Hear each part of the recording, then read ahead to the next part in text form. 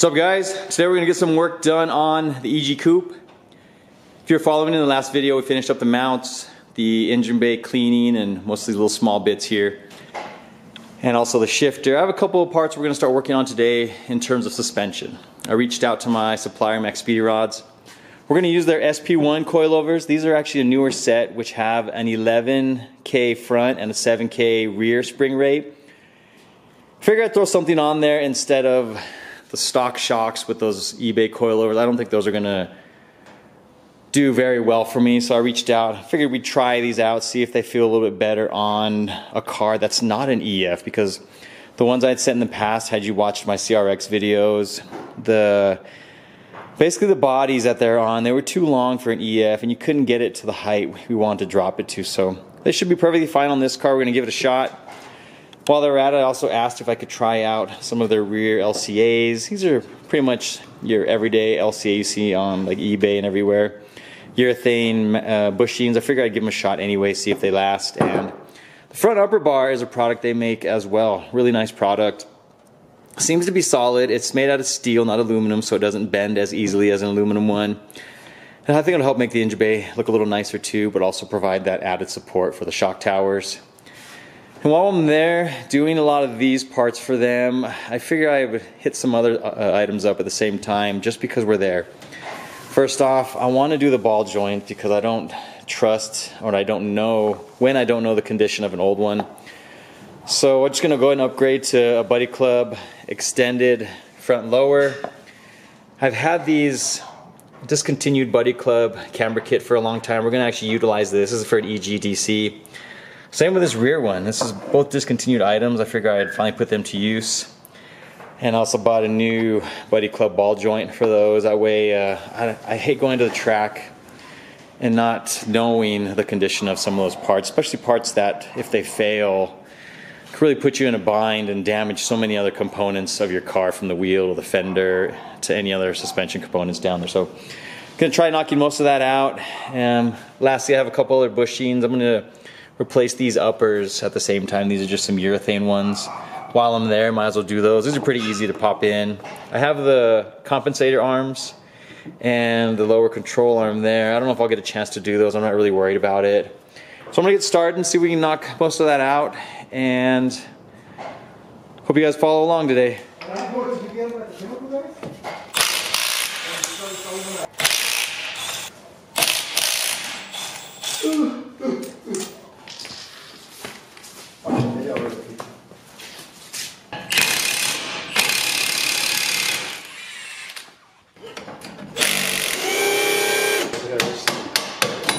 What's that?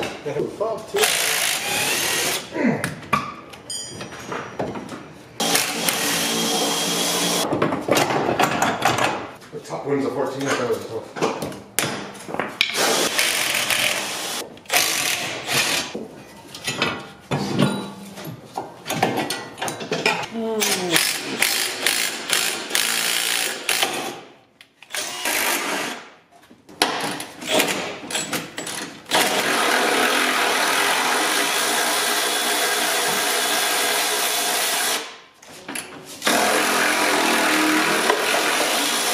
Get it backwards, man.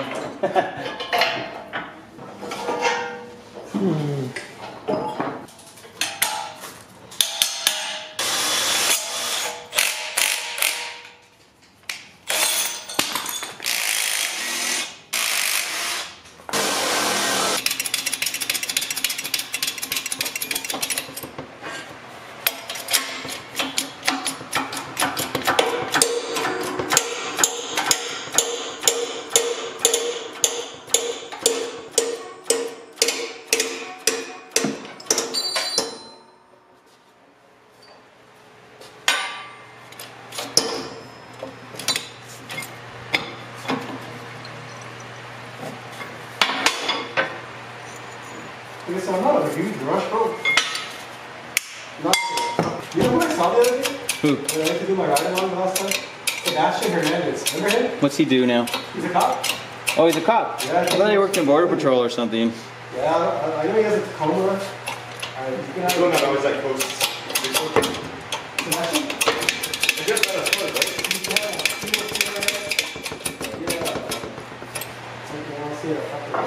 TSX. Yeah, that makes sense. Yeah, so I think he's been top for like 6 years.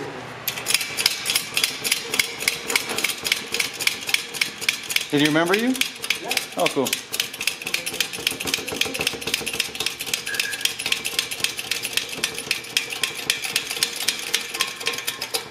You came to the dark side. How much? It's a reverse mortgage. Let's see this. Really? Backwards? Oh, Dude, I haven't worked on a car in like I know. a year and a half. But it just was corona, like not the coronavirus. Yeah, it's crazy. I've been watching it. Honda's in your garage. I like to do it though. Yeah, it's fine. It should just kind of slide in. New nut.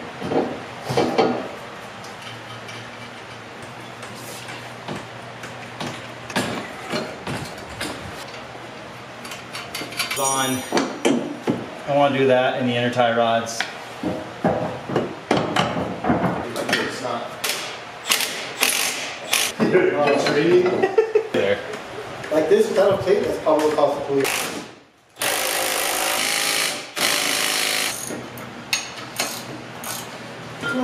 You wouldn't do like something that kept quiet? The new tie rods, or I just use the old ones. They're still there. I mean, not great.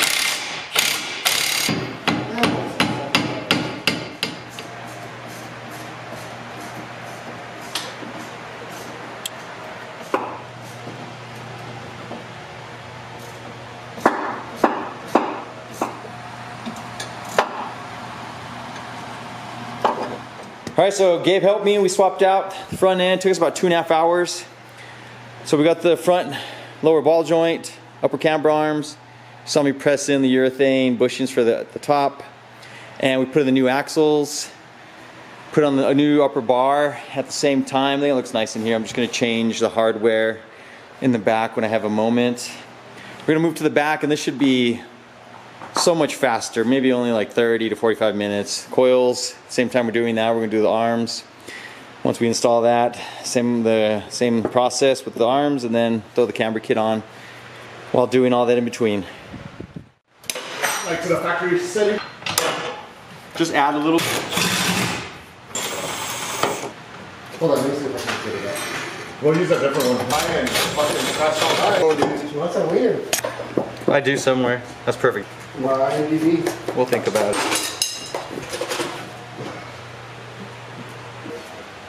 Because otherwise the whole fine with a ratchet, so I can feel it. Swing it under the car.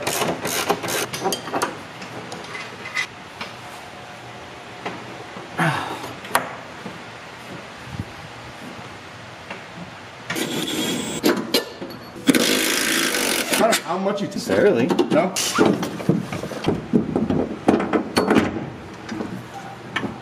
Angle.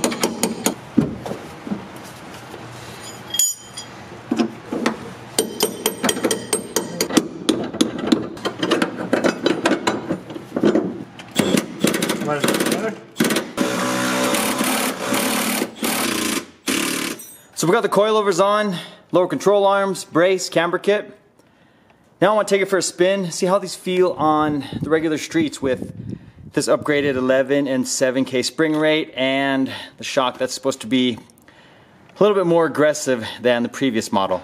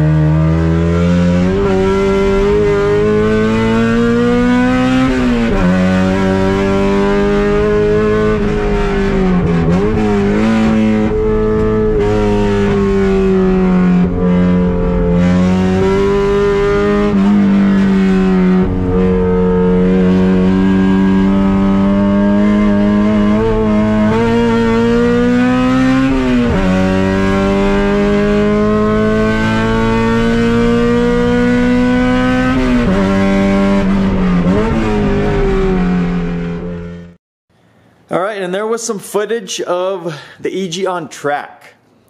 I think the track is the best indicator for me in telling you what I feel about the new coilovers.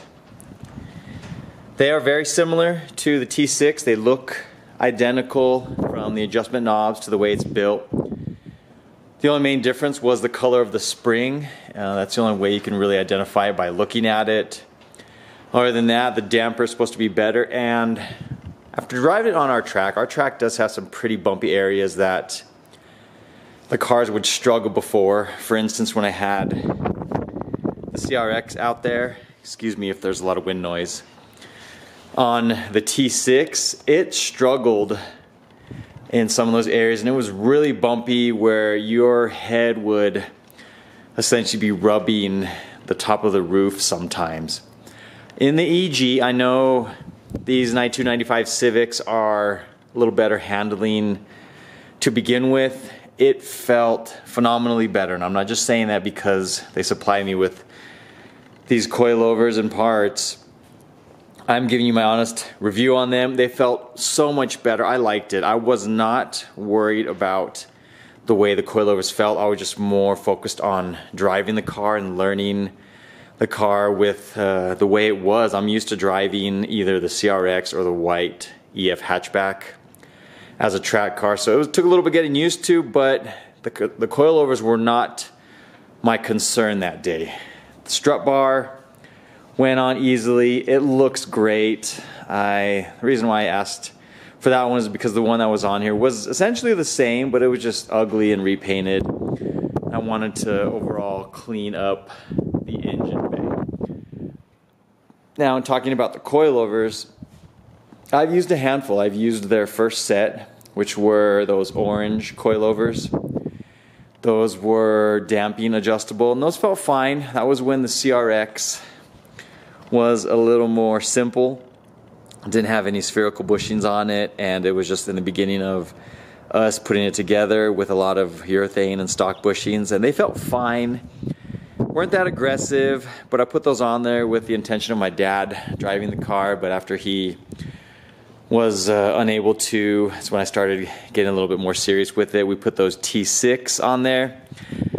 T6 aren't meant for an EF chassis. They have the longer body mounts, which what I had to do, I'll link that video up here in the corner. I had to cut the bottom of the mount so I could lower the preload on the coilover itself, and I think that in turn made them ride terribly on there. So we're gonna see. They supplied me another set of T7s, and we're gonna put that on the CRX later this year, and I'll give some footage and feedback on those and see how they feel on this car now. See if it's a comparable difference to what it felt before. But on the EG, I really like the way it felt. 11 and 7K. This set says occasional track use, more spirited driving. If that's what you're gonna use it for, then I really like the way they feel. I've only driven on one event so far. Driving this car, I did get it registered.